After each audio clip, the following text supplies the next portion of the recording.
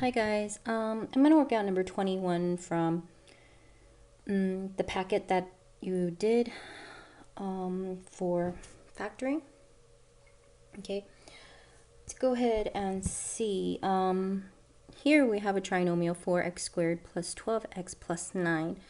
Well, this is what you call a perfect square trinomial. Perfect. Whoops, I don't know how to spell perfect.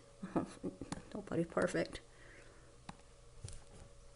Nobody. Perfect square trinomial.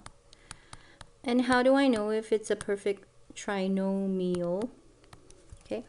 How do I know it's a perfect square trinomial? I square root the first term. So when I square root 4x, it's going to be 2x. I square root the second term, and that's going to be 3. When I multiply these two, I get 6x. And when I double that or multiply that by 2, again, I get 12x, which is the middle term.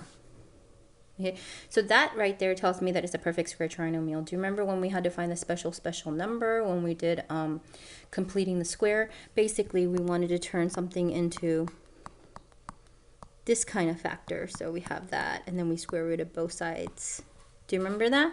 Yeah, that's what we were trying to do right here. And the way it factors is into two exact same binomials. So you can write it as that binomial squared. And then what I do is I take the first term and I square it like I did here. That's going to be 2x.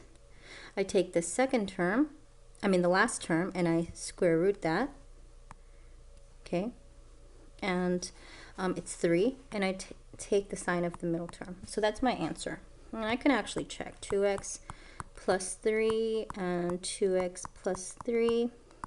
When I FOIL that, that becomes 4x squared plus 6x plus 6x plus 9. Here's the act of doubling right here. This is what I do when I double here. Okay, so 4x squared plus 12x plus 9.